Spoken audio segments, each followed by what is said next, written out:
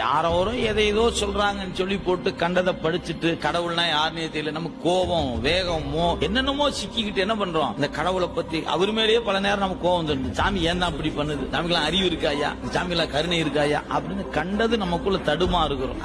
அவனுடைய கணக்கு நம்ம அறிவுக்கு எவ்வளவு படிச்சாலும் எட்டாது, அவ்வளவுதான். ஆனா ஒண்ணு மட்டும் நமக்கு எட்டணும், அவன் எது செய்தாலும் அதில் ஒரு கருணை இருக்கும், அவ்வளவுதான். நம்ம அறிவுக்கு முடிஞ்சா அதை புடிச்சு பார்ப்போம், எட்டுதான்னு பார்ப்போம்.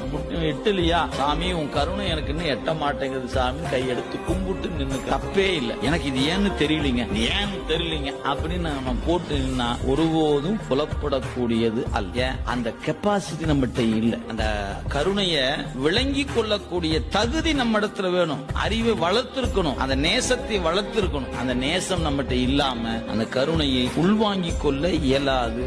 இதுதான் நமக்கான லட்சணம்.